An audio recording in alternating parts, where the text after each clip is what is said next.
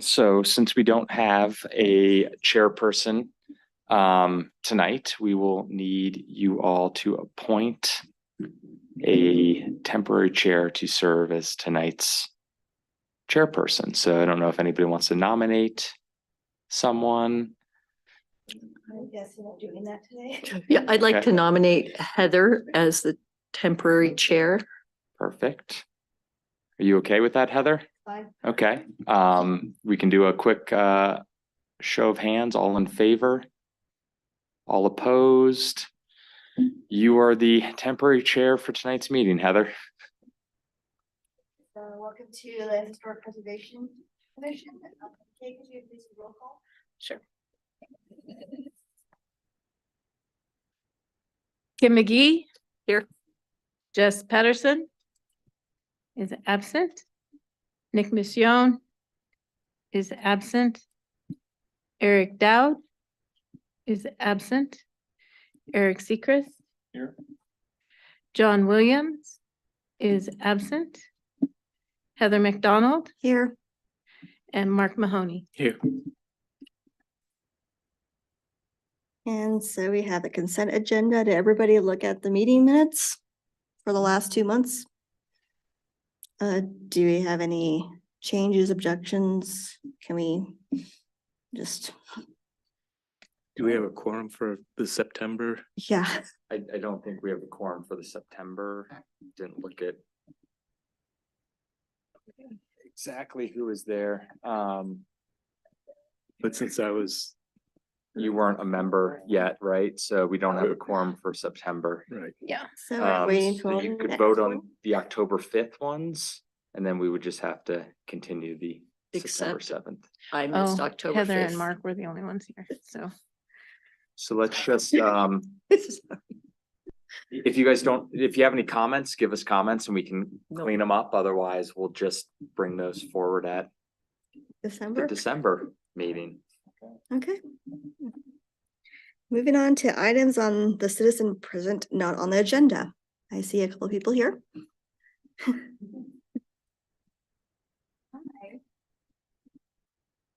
My name is Candace Hart. I live in Carbondale, 1460 Main Street, and my office and business are at 1370 Main Street. I'm part of the citizens, concerned citizens regarding the U.S. Forest Service property, building, et cetera. And Ross Cribbs sent an email to Eric Dowd, but Eric's not here today. So I was just gonna have a few comments about that, but if it's okay with you guys, I'd like to read the letter, the email, if that's comfortable. How long is it? Because I have to write it all down. I'm happy to give you a copy of it, if that helps. It was just sent to. It was sent to Eric and John Williams. Okay. Eric Right. sent me a copy of it. I could forward it to you. Oh, perfect. There's just been some new findings and, you know, we're not gonna give up until these bulldozers come. We just really feel that the huge history from the Civilian Conservation Corps building those buildings and Soper's Park and, you know, very big change to Main Street if this goes forward.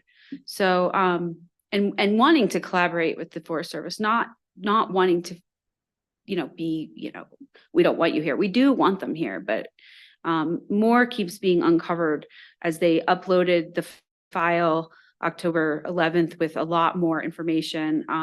They changed the CADX exclusion around September 25th. You know, but 3 years went by and under repair and maintenance, you know, categorical exclusion, not to mention COVID. So, you know, we're with the new information that was launched October 11th, it is clear that while the town may not dictate what happens on the federal property, the National Historic Preservation Act requires all federal agencies to consult with interested parties on the federal project. The HPC is an obvious interested party in this case. It seems the U.S. Forest Service did not reach out to the HPC recently, nor perhaps in 2009, when the previously initiated a process to look at the new construction in either Carbondale, Elgebel, or Aspen. As such, the entire justification of the decision is based on finding of no significance by the Park Service in 1994 to 1996. This context changes in 30 years, as the NHPA specifically states. So that's the question, you know, is there anything else from a historic preservation standpoint that we as we as citizens, or you as the Historic Preservation Committee, have anywhere to stand on, as far as there's a SHPO, the SHIPO, Oh, State SHPO. Historic Preservation Officer. Yeah, we've been talking to them. So if interested, this is in Ross's letter, the U.S. Forest Service proposes demolishing a circa 1938 Civilian Conservation Corps constructed 3-building compound that has been continual use on a small town of Main Street for 85 years, adjacent to the park that was also used as the Forest Service pasture. Despite one regrettable and removable addition, does the HPC believe the entire compound is historically significant and worth saving? Would the HPC advocate for a historic register listing of the structures if permitted, directed, encouraged, or to initiate the process? And is it true that the only way for buildings to receive any town-created historical designation structure of merit or others is for the owner to initiate that process? Because that's all that was done, was the U.S. Forest Service initiated the process. It was not brought to town attention or brought to, as far as we know from this documentation. And we are might be doing a FOIA request to get more information. So that's just something that there's kind of just some loopholes in this information that was put up on October 11th on their website. And it's just another possible angle. And we know that a letter is going to be read tonight from the trustees that the mayor signed and sent to the Forest Service. So I know that the HPC did take a letter to the town, and it was not voted to send that letter forward, but a few things have changed. So we're here to mostly listen tonight, but if you want any comment based on that letter, when you read that letter, we're here just to support and really support Carbondale. Thank you. Hey, Jared, may I ask a question? Yep. Am I correct that as a commission, we are unable to do anything further because we do not have the support of the Board of Trustees? That's correct. You guys, as you did the last time, you could send a letter to the trustees requesting that they do take some action, but given the letter in the staff update, I don't think that the trustees are willing to move forward with any other actions. I think their letter kind of summarizes the stance that the trustees got to. And so as a formal commission and as any formal voice of this commission, you know, it would have to be blessed by the trustees. Right. I remember that their response was, as individual citizens, Correct. we're free to write letters or do whatever Correct. we wish, but as a commission, Correct. we're not. Correct. And so if you guys want as individual citizens to, you know, work with this group to, you know, further the cause, I think you are all more than welcome to do that individually. Just it would be outside of this room, outside of this role that you're serving on the town. And in addition, for your own clarification, the letter from the trustees is only informational for this group. There's going to be zero conversation about that. We just provided it in the packet so that they were aware of the final letter that the trustees hand delivered to the Forest Service. So you're welcome to stay, but there won't be any conversation about it. Just want to let you know before we got into the next items. We figured that. We were just curious, you know, based on the letter, if that changes anything for anyone in the agency. Yeah, I mean, the categorical exclusion is something that the town's not a party to. That is a federal process. The federal NEPA process that they went through, the federal, okay, correct me if I'm wrong, the the National Register analysis, that's a federal process. That's not a local process. And so they went through that with the federal government and entities that they were required to go through that with. And The town's not a party to that. Mhm. And yeah, and I believe the State Historic Preservation Officer acknowledged and signed off on that recommendation of the federal government. So it's acknowledged at that point. So yeah, that's all the conversation we'll have about that tonight. But yeah, we can move forward. I just wanted to respond to that.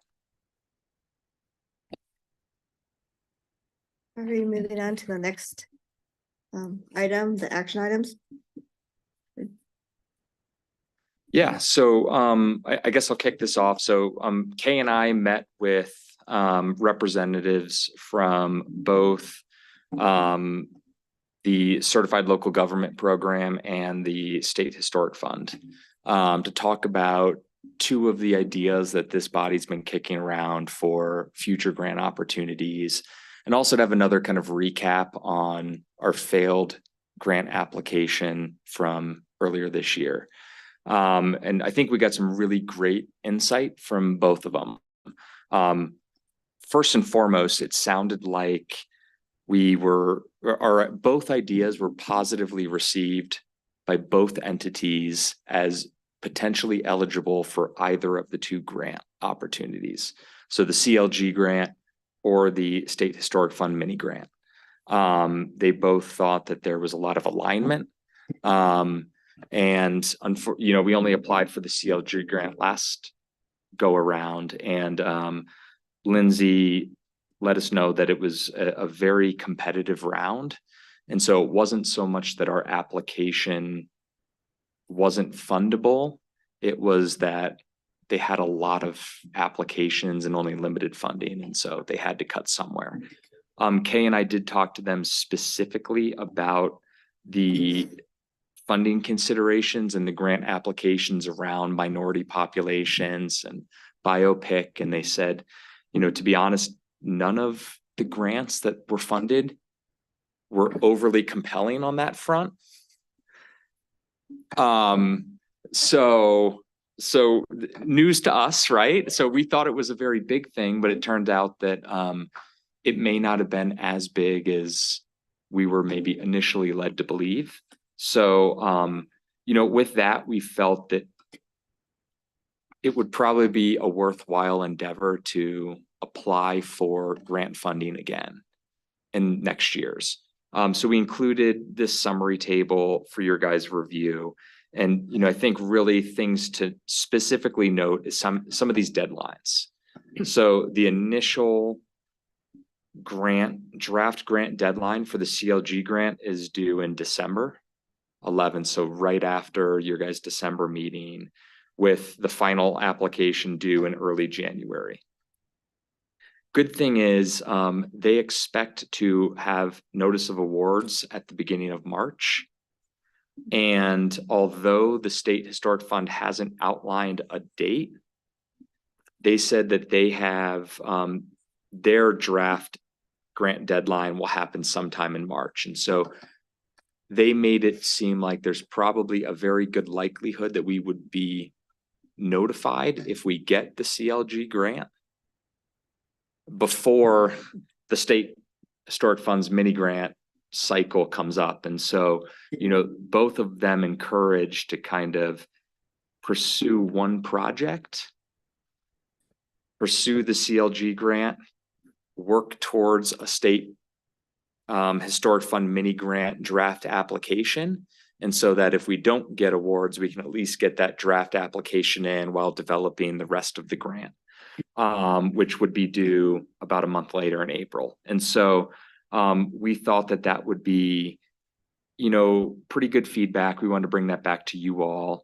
And so really kind of what we're hoping for is some direction from this group, the two projects, looking for a new chapter of design guidelines related to the Old Town Residential Zone District, or the log cabin survey. I don't think we have the staff capacity or the funding to pursue both projects, even with grant funds. And one thing that we did here is we could be more competitive if we had a higher local match in the CLG grant. And so I think pursuing one of the two projects would maybe be better, and maybe offering up a 50-50 match or something like that, that might help us, get a $30,000 study or a $40,000 study for 15 or 20,000 locally. And so that's kind of really a summary of what we heard. And again, I think we're really looking to you all to say, what do you think is going to bring more value? Which of the two projects? And then what should we as staff work on pursuing for the CLG draft grant application? Obviously, one would be a little easier than the other, since we already did some of the work on the design guidelines. But I don't want that to be the determining factor for you all. So, yeah. Is there one that we would be more likely to receive a grant for than the other, or is it sort of flip a coin? The CLG was very much a flip the coin. And Kay, correct me if I represent this wrong. I believe it was the mini grant where they said they don't do a ton of design guidelines. They do more survey work. But they have done design guidelines in the past. They have funded design guideline projects. So it's not that it's it's just, I think the amount of money of the mini grant aligns itself more with the more costly survey work. Does that answer your question? Have you finished the budget for the town for next year? No, but the request from this body is in the budget. So I should remember the exact amount. It was what, 36,000 that we put in. 36,000. So our goal was to put in enough to at least fund a project next year, so we don't get caught in the same situation. But I'm sure we would love to cut that local amount down a bit. So we can use that as the matching grant for the. Correct. Okay. Correct.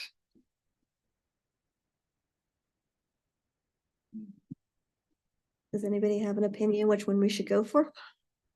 Guidelines. I'll say one thing.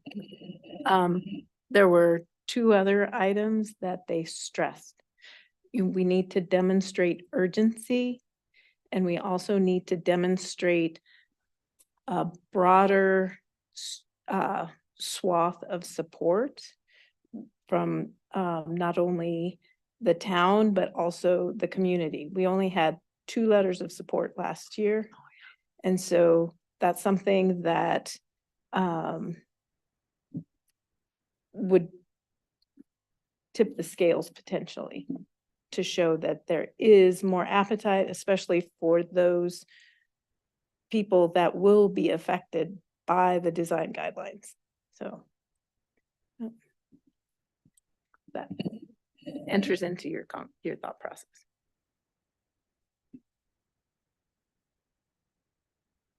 So we've got some work to do. Mhm. It seems like it makes the most sense to go after the design guidelines again, with the thought that maybe later for the mini grant, we would apply for the log cabin survey if we wanted to do that. But I feel like those guidelines are important. And we may need to pound the pavement a little bit, and whether we do a petition or whatever you guys recommend, where we could show support. What was the other thing besides support? Urgency. Oh, urgency. Well, people are coming here. We better. I don't know how we show that, but we could figure it out. Been receiving quite a bit of community feedback recently. Yeah. So that seems That's a good point. urgent. Yeah, my opinion is the guidelines as well, and it's just because it's the thing that we've talked about the most. At least For since a I was long running the time, commission, yeah. Since day one. The survey is great too, but to your point, it seems like it's an either or scenario. Seems like there's already progress made on the guidelines Mhm. grant request. It seems like the natural one. If I'm not thinking Yeah. of anything, let me know, but it seems like. I vote for the guidelines too, because we really need to get that document up and going so that it helps us for future design reviews that come through. I vote for the guidelines also. Well, there we And I go. think That's- I have, Here's your quorum. That seems straightforward and I think others, you know, would agree. I know Jess has spoken a lot about design guidelines. Same with Nick. And Nick. Eric Dowd. Yep. And John. Mhm. So I feel like we're pretty united in that. Do we need to vote or anything, or what do we do? No, I Oh, think okay. I think that's great suggestions. And so I think, you know, Kay and I can work together on getting this cycle's grant application, taking what Kay did last year and kind of putting into whatever the new format is. And we can at least bring that back at the December meeting for review and hopefully The draft at that blessing. time. So the draft needs to be in by the 11th. Does that include the demonstrating urgency and town support? That we will need to look into the specifics of the grant. Okay, Typically, the drafts, you can include that.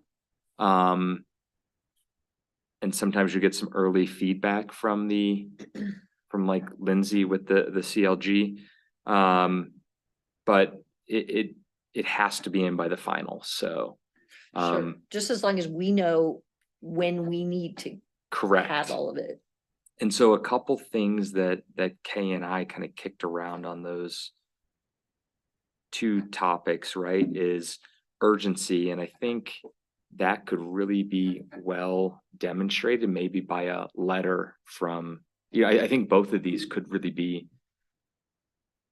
pushed forward with a letter from the Historic Preservation Commission, kind of describing why these design guidelines are so important to the community.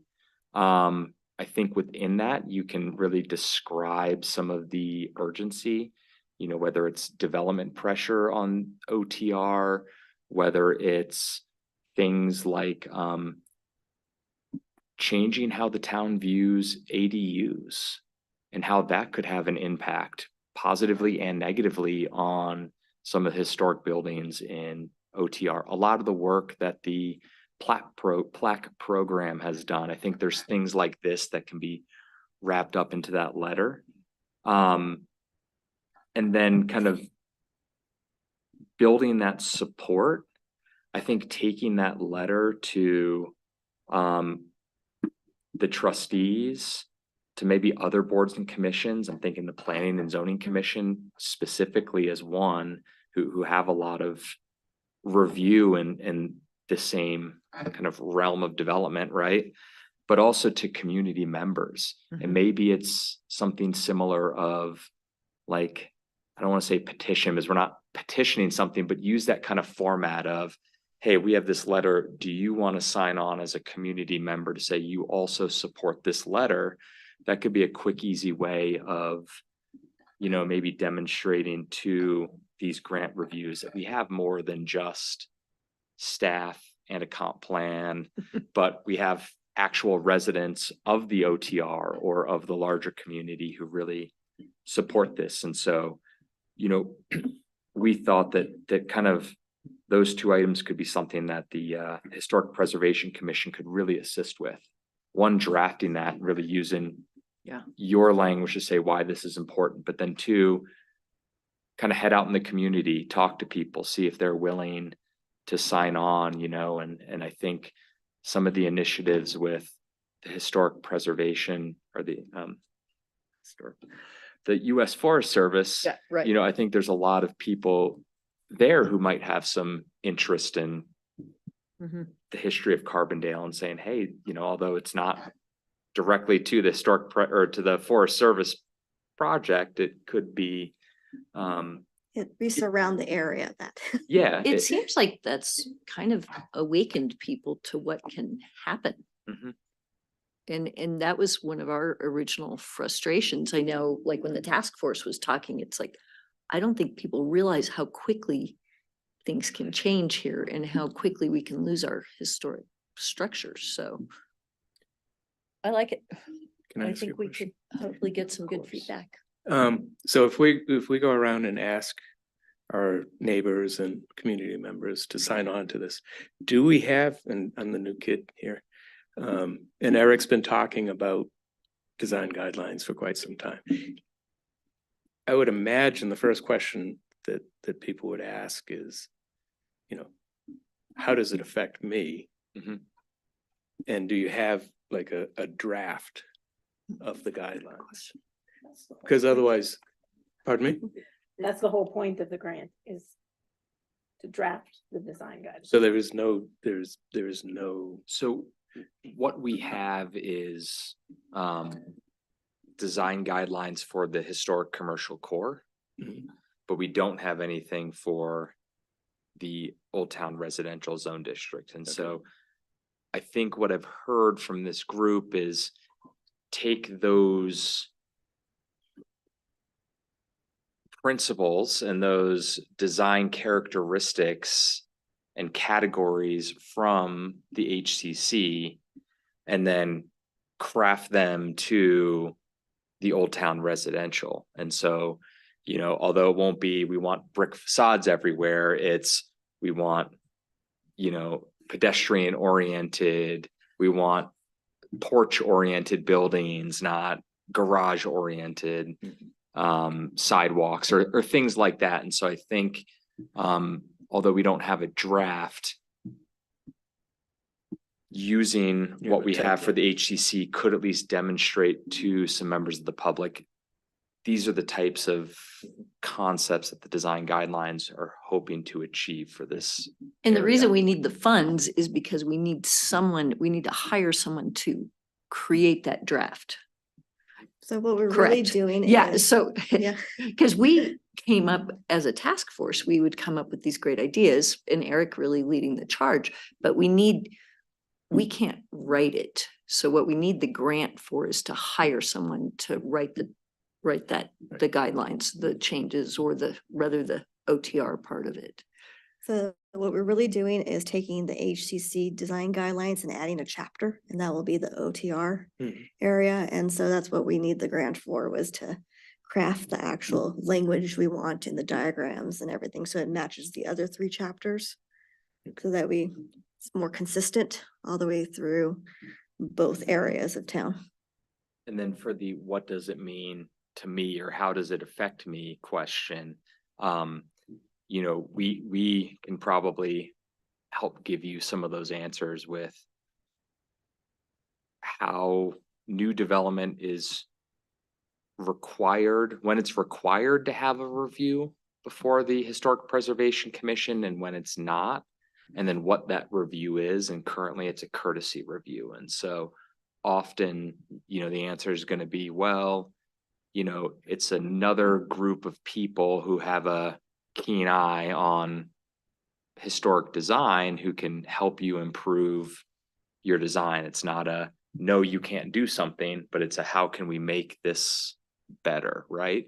And so I think that might be some of the messaging that we can help with code sections, and then some of those first couple chapters of the design guidelines help outline that process as well. So I think the best thing to do is like have a mini brochure or a flyer to pass out that tells people like how this affects you, kind of thing, so that you pass it out when you're trying to gather signatures.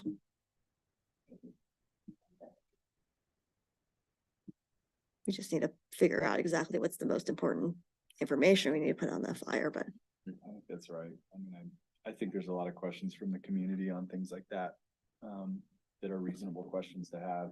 And certainly questions that I had when I first joined the commission too. How does this work? So I think there's some education that probably should happen as well. Community outreach. In the document here, you mentioned that demonstrating support from the community, but also the board of trustees was important. Is there, I know we all just kind of agreed on the idea of the guidelines, but is there one effort that the board of trustees might support over another that we should be aware of? I think they're really looking to you guys as subject matter experts to tell them what's the most critical next step. Okay.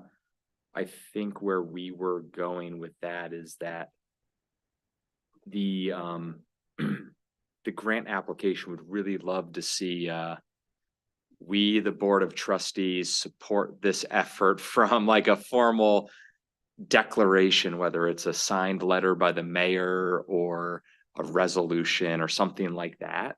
And so if we have that letter demonstrating urgency and why this is important from you all, we as staff can bring that forward to the trustees, to Planning and Zoning Commission, if necessary to other groups. I don't know if there's a benefit for Park and Rec or Bike Ped Trail or things like that, but we can at least bring it to meetings between now and January 16th. So quickly, but we can at least get kind of a letter demonstrating urgency would have to, is urgent. So we'd really want to see something turned around here in the next, week or two at absolute latest, so that we can at least get on agendas.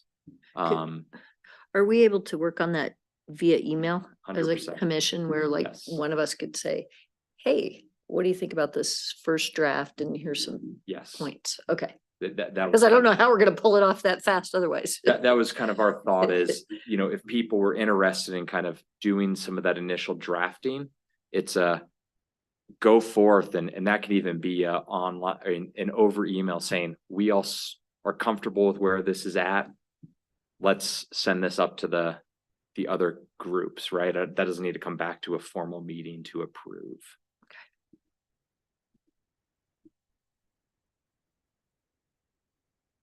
Do you have any other comments? I just have a question. Of course. So that I know what I'm not voting for. The structure of merit. Can you explain what are the benefits of that? Are you asking about the The other project? yes. Well, first of all, do you know what it is? I'm not putting you on the spot. I'm not sure. I So know we have the architectural surveys that you probably know of, the three. That were done in the past. But one thing that they did not do is a survey of the log buildings in town. And we've got some really unique old buildings that we're all pretty interested in. And so what that funding would do is go toward hiring an architect or a firm that would go and do that same homework. And what they do is they check out the building and they find out the history of the building. And then we've got a whole survey about that, photographs and everything else. And of course, our main mission is always to preserve the history. So, probably down the road, what we would do is do the same thing that we're doing now, where we shared those surveys with people and said, hey, can we put a plaque? Would you like a plaque in front of your cabin? Or your log home. So it's, to me, the benefits of that are not quite as immediate.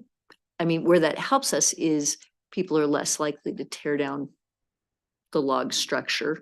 And maybe at some point they do want to,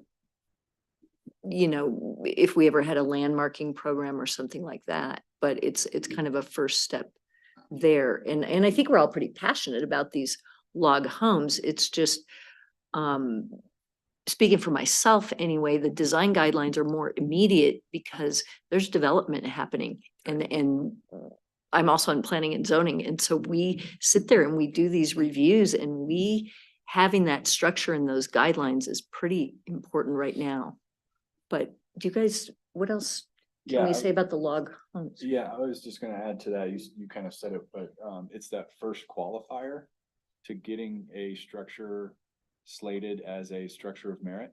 So if it's in the survey, then it can be considered a structure of merit. And if it's not in the survey, it can't be. Okay. We can't even think about it.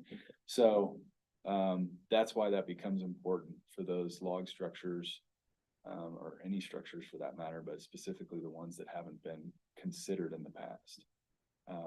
And then at that point, we can have that conversation that Kim talked about, where it moves on into landmarking and that sort of thing. That's why we were thinking of doing the CLG as the design guidelines. And if that doesn't happen this year, we always have our backup as the log cabin survey. As for the historic, The mini. the mini grant one. Yes. The mini Thank you. grant. One last thing, Mark, on that is, once a property is listed as a structure of merit, there's a couple sections of the development code, the UDC, that get triggered. One is our alternative compliance. I'll learn to speak one of these days. Has greater eligibility on what it can be used for if the efforts are to preserve the structure of merit. And so, the Planning and Zoning Commission could provide greater relief from the code for something if it's allowing for that structure of merit to be preserved. So adding more structures to that help. And then lastly, in our code, any development immediately adjacent to a structure of merit also comes under the Historic Preservation Commission's review.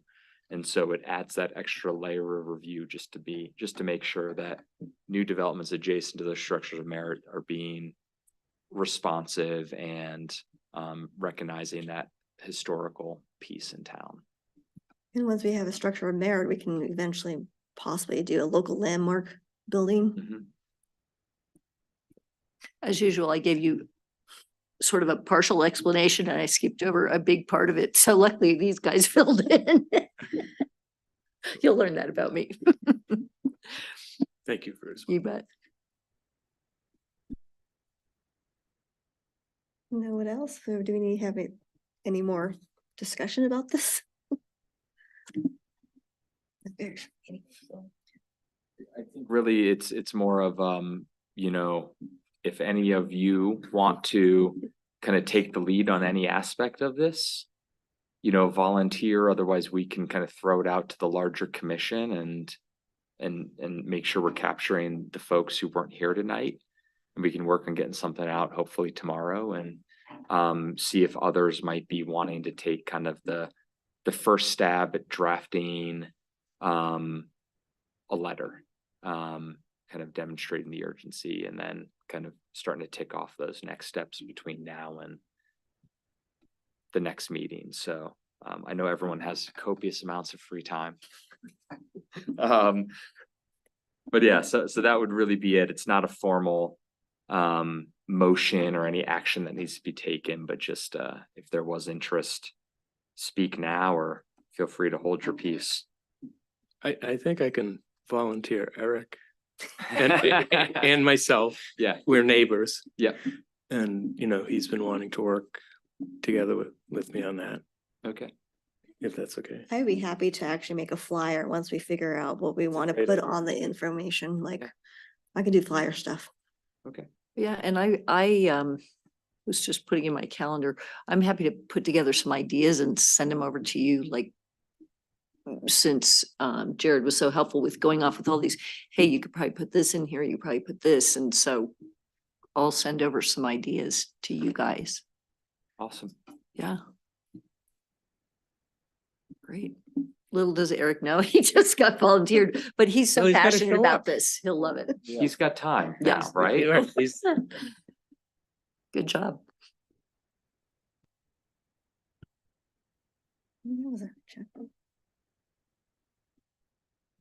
Are we moving on to the staff report, or do we need to add anything else to talk about this tonight?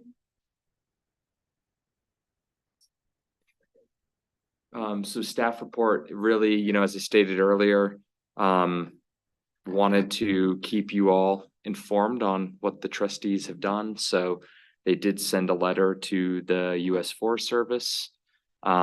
We attached that letter so you all could see what was sent and what was said, and where the trustees kind of netted out on this topic. So that was hand delivered. And yeah, now you guys are aware. We do, as we put in the upcoming HPC meetings, although we haven't finalized a date, we do have a upcoming annexation request for a property at the end of Main Street. So it's the small, I think, blue house just past the Clay Center. There's a That like 1-bedroom house? there, blue was a color, maybe not the right color. The triangle Um, property. So I think it's the it used to be owned by the Burkholder family, I think. But it's changed hands. They own the property where the home is located, but immediately east of that is a small 1,200 square foot parcel that is not within town limits. And so the development application that will come before you guys as a courtesy review, because it's in the HCC, is proposing to annex that small portion into town and then redevelop the house while attempting to utilize the existing structure. And so just want to let you know that will be coming before you all. Yes, So Kim. it's the piece that's just between the house and before you get to the little sidewalk and the sculpture. Yeah, Like Correct. just that little. Correct, Oh, okay. yes. triangle Yes. piece. Yep, the triangle.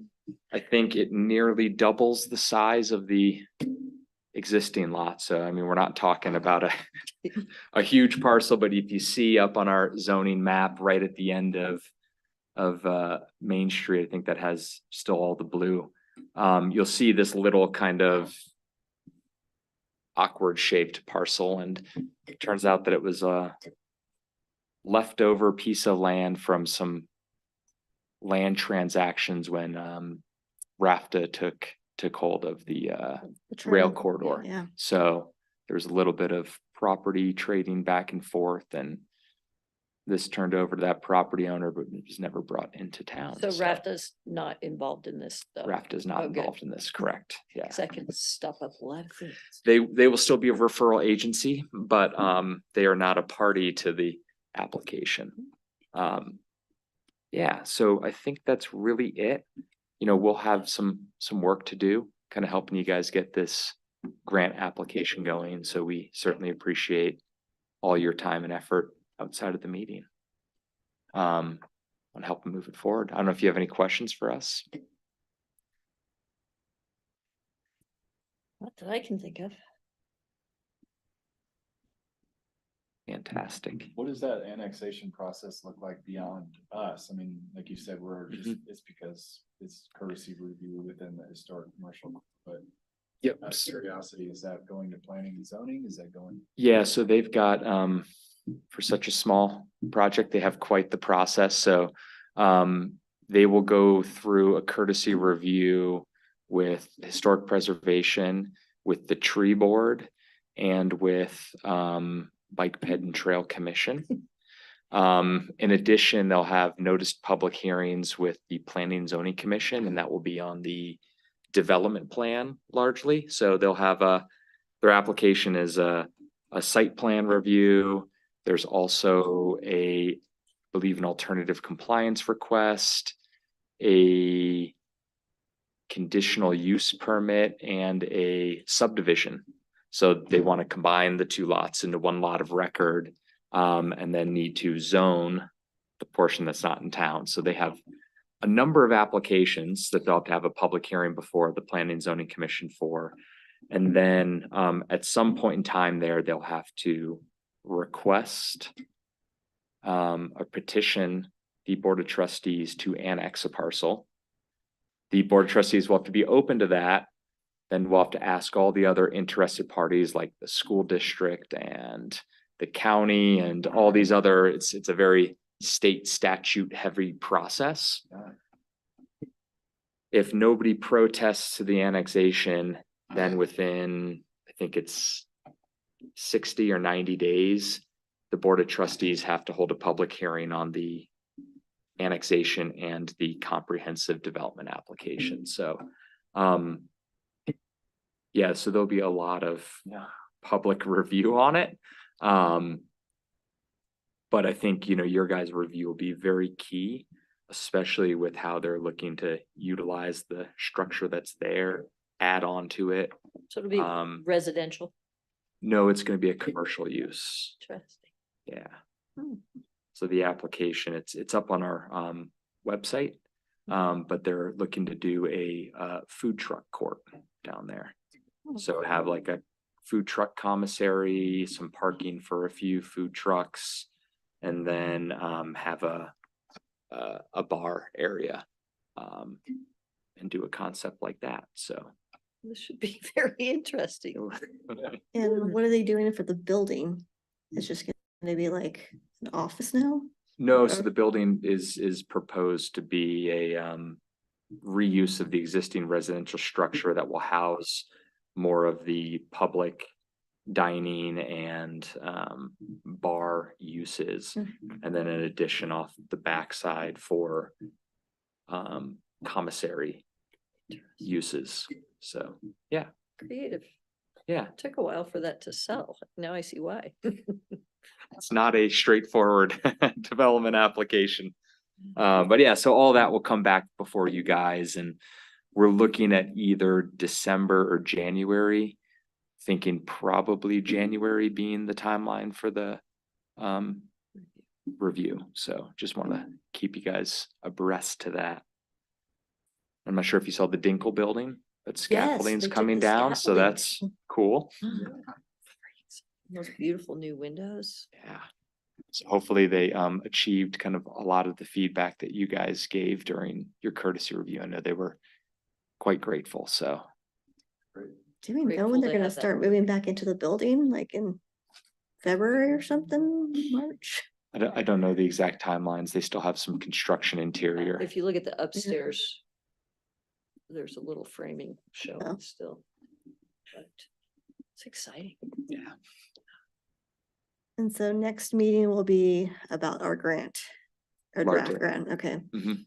And so we had to figure out like what we're gonna see in our flyer and what our Mhm. letter is to the trustees. Okay.